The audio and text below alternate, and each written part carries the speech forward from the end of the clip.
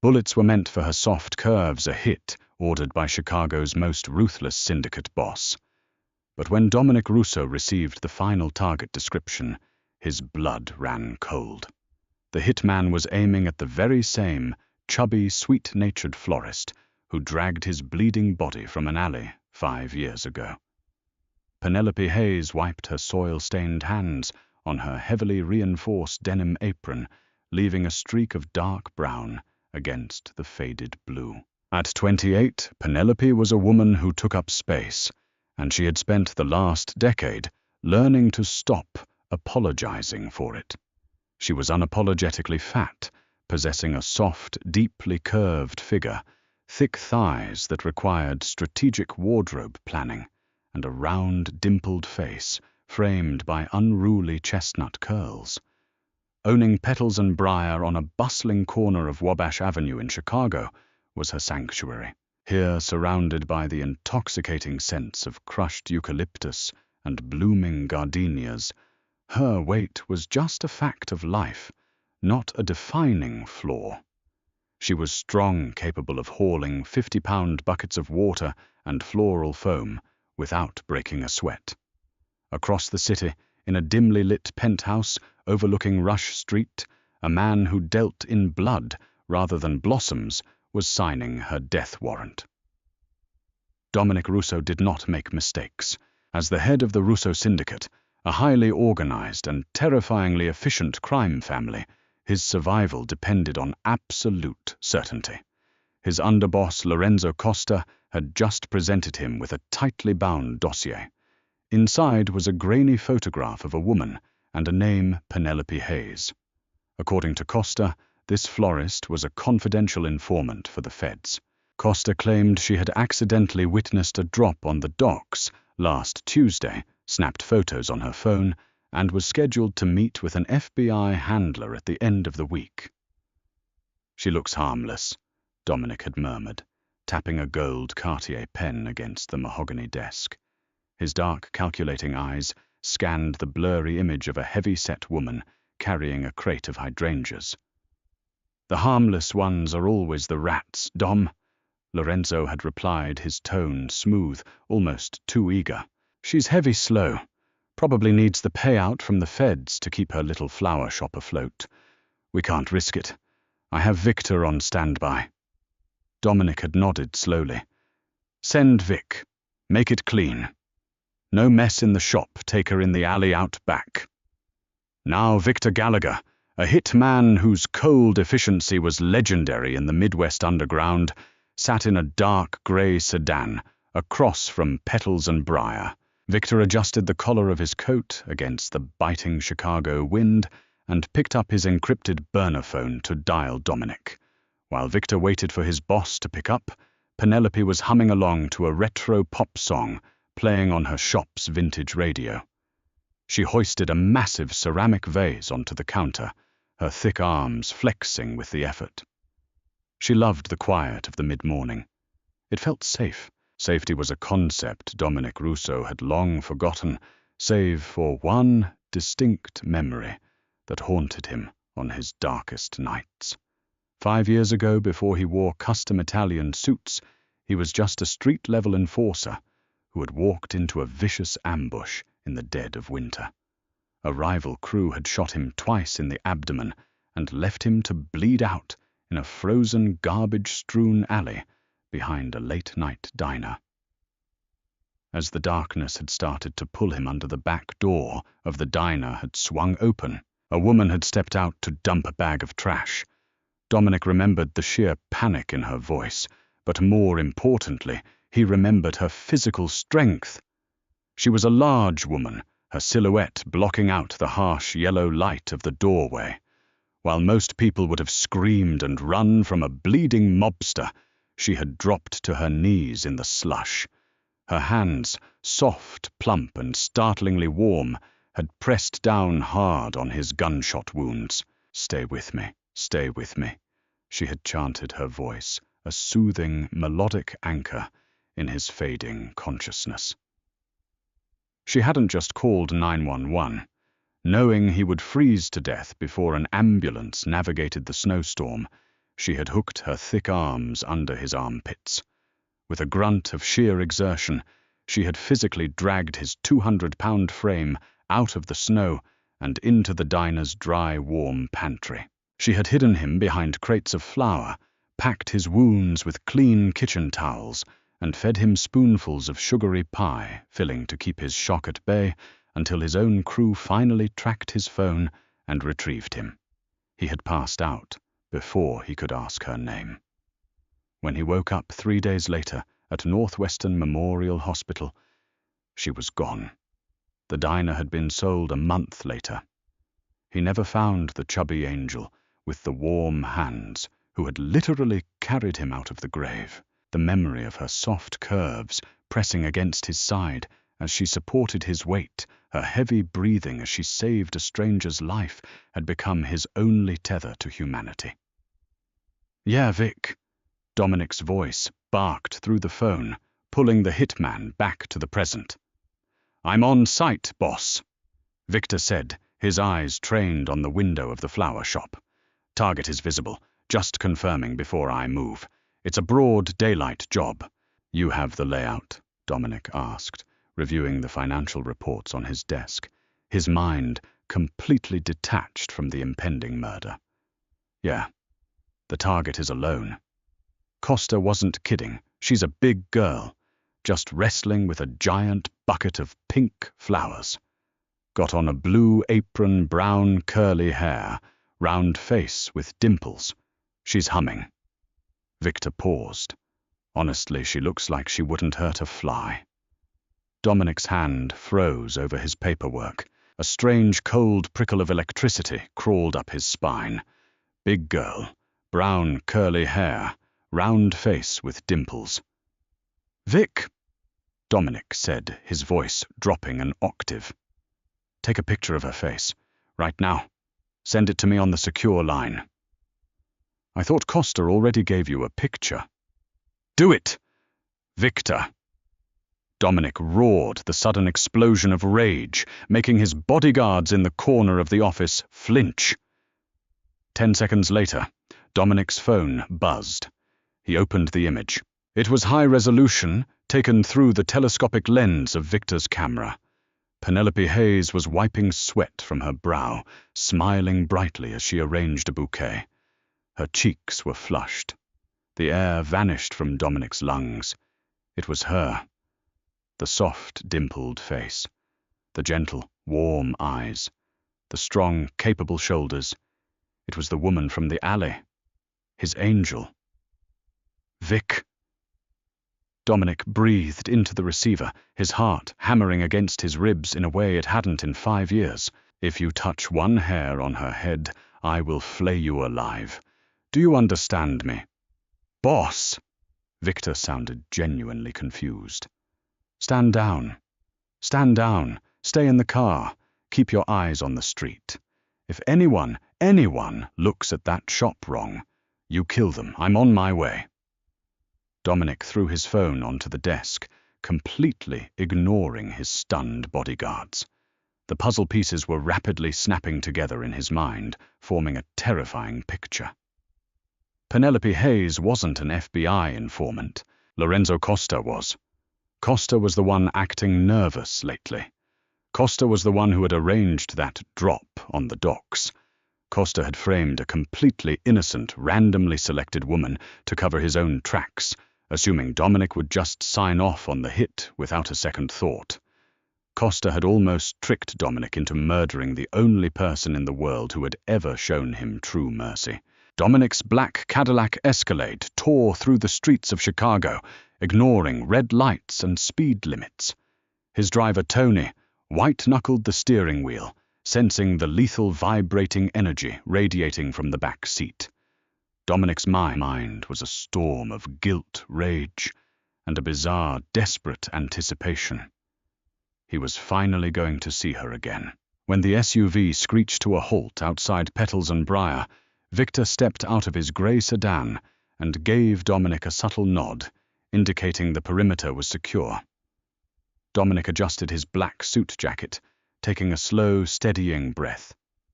He felt like a teenager, nervous and entirely out of his element. The bell above the shop door chimed cheerfully as Dominic stepped inside. The air was humid, smelling of damp earth and sweet roses. Penelope was standing behind the counter, her back to him, as she tied a silk ribbon around a bundle of baby's breath. "I'll be right with you," she called over her shoulder, her voice just as melodious and warm as he remembered. "Just finishing up a bridal order." "Take your time," Dominic replied.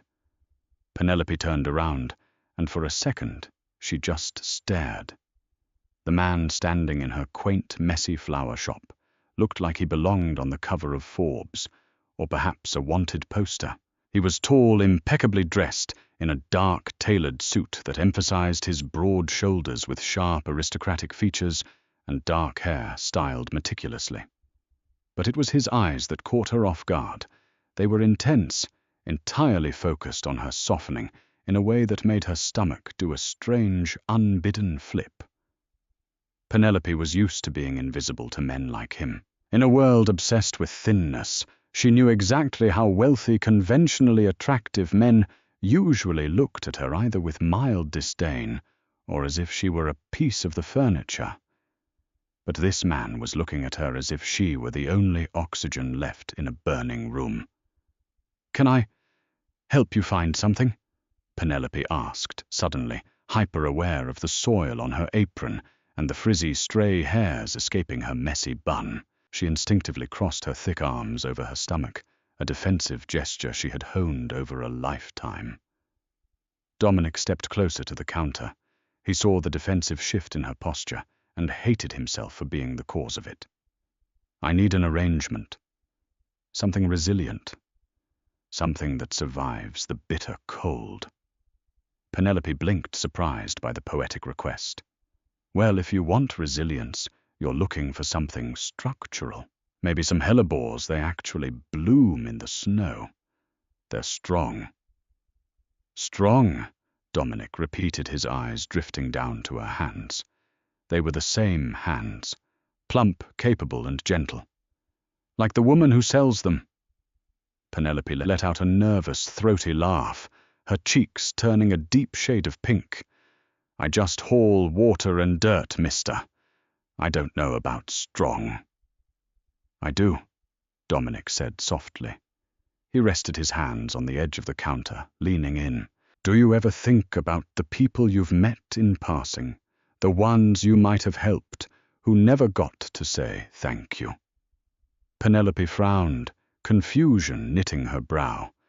She looked closer at his face.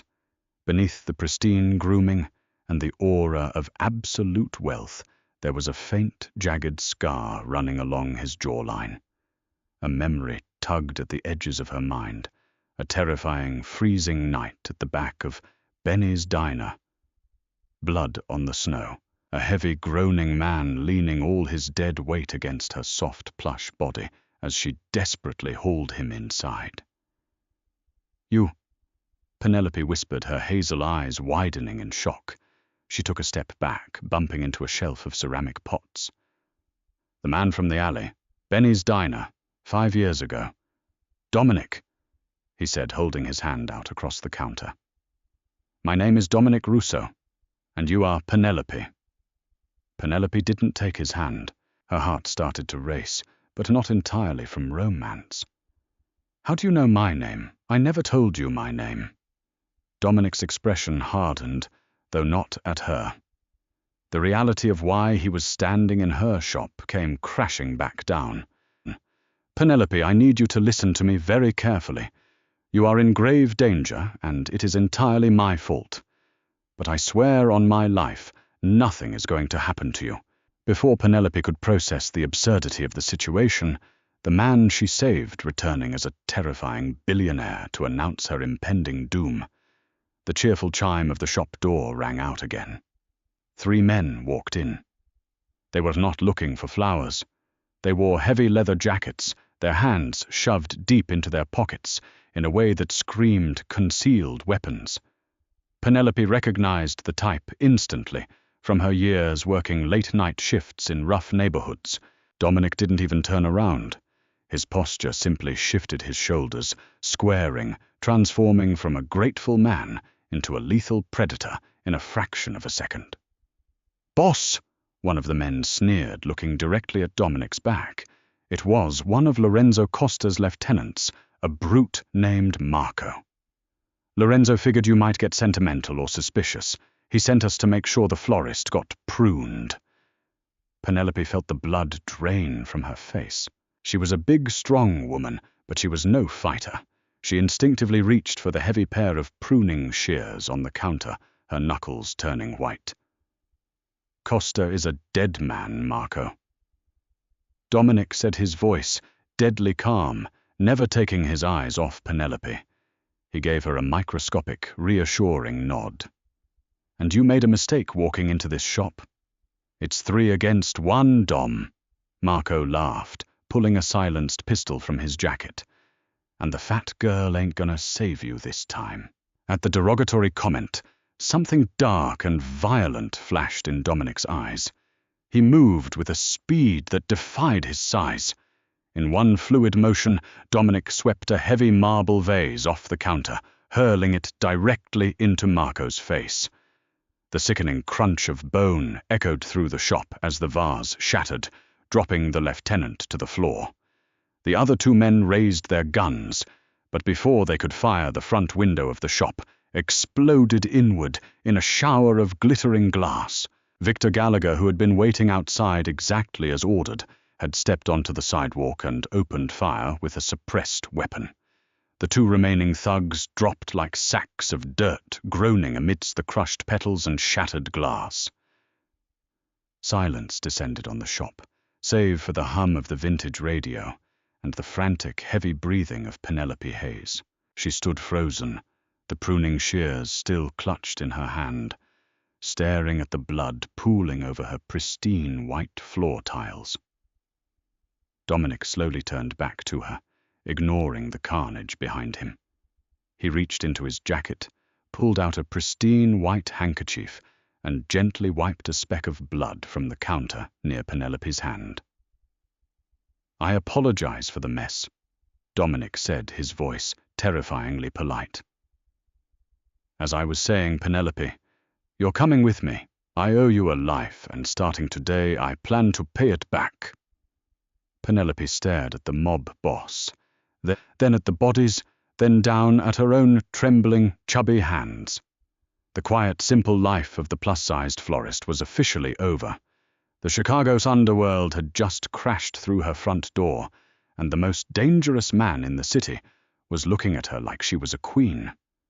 Sirens wailed in the distance, a harsh reminder that the reality of Chicago was rapidly crashing down around them. Penelope stared at the pristine white handkerchief Dominic had offered her mind, struggling to bridge the gap between the quiet hum of petals and briar and the brutal violence that now stained its floor. She was a woman who found solace in the predictable rhythms of nature, in the slow bloom of peonies, and the stubborn resilience of ivy. This chaotic, blood-soaked world was utterly foreign. Dominic gently placed a hand on the small of her back. His touch was firm, radiating a heat that seeped through the thick denim of her apron.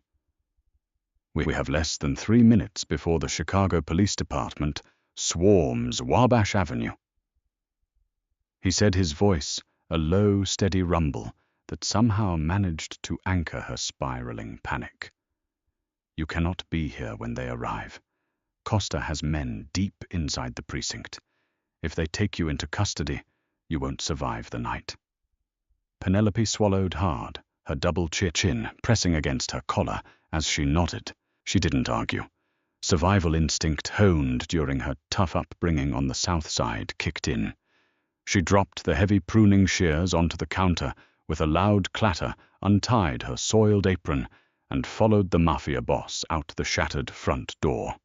They climbed into the back of the armored black Escalade just as the first flashing blue lights rounded the corner of Jackson Boulevard. Victor took the wheel, peeling away from the curb with a smooth, terrifying speed. Inside the cabin, the tinted windows plunged them into a heavy, insulated silence. Penelope pressed herself against the passenger door, intensely aware of the space she occupied. The plush leather seats of the Escalade were spacious, but Dominic sat close, his broad shoulders and long legs eating up the distance between them. She reflexively crossed her arms over her stomach, a nervous habit she used to hide her curves. She felt profoundly unglamorous, a sweaty, overweight florist sitting next to a man who looked like he owned the entire city skyline. "You're shaking," Dominic observed softly. He didn't offer empty platitudes or tell her to calm down. Instead, he reached over and gently pulled her hands away from her stomach, holding them in his own. His thumbs traced the calluses on her palms. "I'm sorry for bringing this into your sanctuary, Penelope." "Who is Lorenzo Costa?" she asked, her voice trembling slightly. "And why did he want to kill me?" Dominic's jaw tightened. The faint, jagged scar along his cheekbone caught the passing streetlights. "Costa is my underboss. He has been skimming money from our shipments out of O'Hare International Airport for months. He recently orchestrated a botched drop on the docks to cover his tracks. He needed a scapegoat to present to me, someone he could frame as an FBI informant to distract me from his own treason." Penelope let out a breathless, incredulous laugh. "And he chose me, a plus-sized florist who barely leaves her shop." "He chose you because you looked soft." Dominic said, his dark eyes locking onto hers with an intensity that made her breath catch. "He looked at your photograph and saw someone easy to erase. Someone who wouldn't fight back. But he doesn't know you. He doesn't know the woman who dragged a 200-pound bleeding man through a blizzard behind Benny's diner. He mistook your kindness for weakness. It will be the last mistake he ever makes." They arrived at a sleek, hyper-modern high-rise on Lakeshore Drive, an exclusive building where anonymity was bought with exorbitant wealth. Dominic ushered her into a private elevator that ascended directly to the penthouse. When the doors opened, Penelope stepped into a space that took her breath away. Floor-to-ceiling windows offered a panoramic, glittering view of Lake Michigan and Navy Pier. The decor was masculine and severe, dark charcoal walls, minimalist furniture, and cold marble floors. "This is a safe house," Dominic explained, shrugging off his suit jacket. "Only Victor and a select few loyal men know about it. You'll be safe here while I handle Costa." "Handle him!" Penelope echoed, her anxiety spiking again.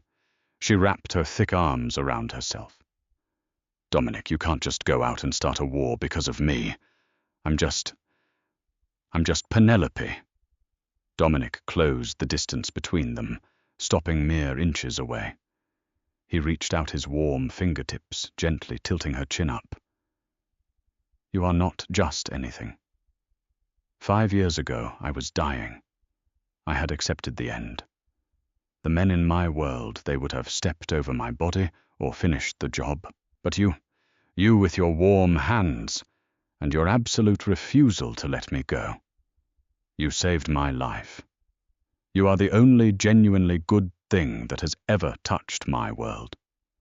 His gaze dropped to her lips, then drifted over her soft, round cheeks, down to the gentle curve of her neck. There was no disgust in his eyes, no judgment about her weight. There was only reverence. For the first time in her life, under the heavy, heated stare of a ruthless syndicate boss, Penelope felt undeniably, breathtakingly beautiful. "I'm going to order you some food," Dominic murmured, his thumb brushing against her dimple. "Gibson's Bar and Steakhouse, the best ribeye in the city. You need to keep your strength up." Penelope smiled, a genuine, warm expression that reached her hazel eyes. "I think my strength is just fine, Mr. Russo." The trap was set with the flawless precision of a Swiss timepiece. Dominic knew the ambition of Costa would completely blind him to the obvious red flags. By nightfall, Victor had leaked a carefully crafted piece of disinformation through secure communication channels. Dominic Russo was hiding out at a disused shipping warehouse in the South Loop, heavily guarded, but panicked over the botched hit on the florist. Costa, desperate to seize absolute control of the family before Dominic could rally full forces, eagerly took the bait. Back at the luxury penthouse, Penelope paced the massive living room floor tonight nervously. The remnants of a spectacular steak dinner sat on the dining table, mostly eaten, but her nerves were stretched entirely too thin to enjoy the lingering taste of butter and garlic. She stared out at the dark expanse of Lake Michigan, her reflection in the glass showing a woman completely transformed. Dominic had arranged for a hasty wardrobe replacement, and she was now wearing a luxurious emerald green silk wrap dress that hugged her heavy curves, perfectly making her feel like a classic Hollywood siren rather than a messy florist. But the delicate silk felt like armor against impending doom. She checked her phone for the 100th time tonight. Silence. Across town, the South Loop warehouse was bathed in thick shadows and the pale glow of a single flickering street lamp. Lorenzo Costa arrived with a dozen heavily armed men, their boots crunching loudly on the loose gravel. Costa, a lean and perpetually nervous man with aggressively slicked back hair, gripped his automatic weapon tightly. He motioned for his men to violently breach the rusted side door. They kicked it in, sweeping the dark space with blinding flashlights. The beams cut through the dusty, stagnant air with intense, blinding white light. They illuminated towering stacks of rotting wooden pallets and empty steel shipping containers. "Fan out!" Costa hissed viciously, his voice echoing loudly off the corrugated metal roof overhead. "Find him right now. Put 2 bullets in his head, and let us take this city tonight." "You were always in entirely too much of a hurry, Lorenzo." A deep, booming voice echoed from the impenetrable darkness above. Costa froze instantly, frantically aiming his flashlight toward the rusted steel catwalk running along the high ceiling. Dominic stood there, a terrifying phantom, dressed in a flawlessly tailored black suit, seemingly unarmed and calm. He looked down at the foolish men who had brazenly betrayed him with a terrifying, predatory calmness. "Kill him!" Costa screamed in pure panic, firing a wild, desperate burst of bullets that pinged harmlessly against the massive steel rafters. Instantly, the entire warehouse erupted into inescapable light. Massive floodlights snapped on, instantly blinding Costa and his treacherous crew. Before they could adjust their vision, Victor Gallagher and 20 loyal enforcers stepped out from behind the massive shipping containers, their heavy weapons leveled and perfectly steady. They were suddenly trapped in a deadly lethal crossfire right now, at this exact moment. The men dropped their weapons and raised their hands in cowardly surrender. Loyalty in the criminal syndicate only ever extended as far as the highest probability of personal survival. Costa stood completely alone, his narrow chest heaving wildly, his gun shaking violently in his clammy hands. He looked wildly around at his surrendering crew in absolute disbelief, then up at Dominic, who was slowly descending the metal staircase, his measured footsteps echoing loudly like a tolling funeral bell. "You went after an innocent man, Lorenzo," Dominic stated clearly, stopping gracefully just a few short feet away from his former underboss. "You tried to use her innocent blood to completely paint over your own unforgivable sins." "She is a nobody," Costa spat angrily, intense panic raising the pitch of his trembling voice. "She is just a fat, pathetic florist. You are really going to tear our entire family apart over her." Dominic moved significantly faster than Costa could ever blink. He rapidly closed the distance, his large, powerful hand snapping out to completely wrap around the throat with bone-crushing force. He lifted the pathetic man several inches off the dirty ground without breaking a single sweat on his angry face. "That woman," Dominic growled menacingly, his deep voice a demonic whisper, "is the beating heart of this entire city. She is my absolute savior. And you are a dead man.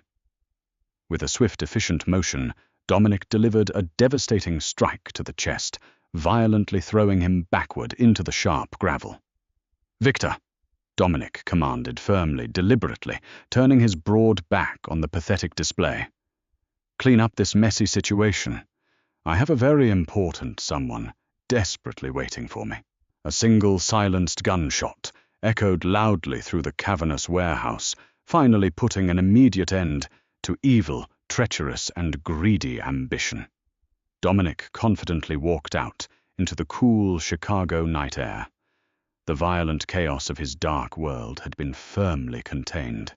Now he only wanted to return to the genuine warmth he had desperately craved for 5 agonizing years. When the private elevator pinged open inside the luxurious penthouse, Penelope spun around quickly, her racing heart leaping high into her throat. Dominic stepped out slowly. His suit jacket was entirely gone, his silk tie was loosened, and there was a slight streak of dark dust on his pristine dress shirt, but he was safe and completely unharmed from the battle. Penelope did not even pause to think. She simply moved forward. Her thick legs carried her across the cold marble floor with surprising speed, and she threw her heavy arms tightly around his neck. Dominic let out a shuddering breath, catching her heavy frame instantly. His strong arms wrapped tightly around her wide waist, pulling her flush against his solid chest. "Costa is gone," he murmured softly. "You are entirely safe." She kissed him deeply, anchoring his dark soul forever. The ruthless mob boss finally surrendered his vast empire completely to the brave, chubby florist who truly owned his heart. What a wild ride. From a deadly mafia hit to a fiercely protective romance, Penelope and Dominic proved that true strength comes in all shapes and sizes, and destiny always finds a way to repay a kindness. If you loved this intense, pulse-pounding story of loyalty and unexpected love, please hit that like button, share this video with your fellow romance drama lovers, and don't forget to subscribe for more thrilling original stories every single week.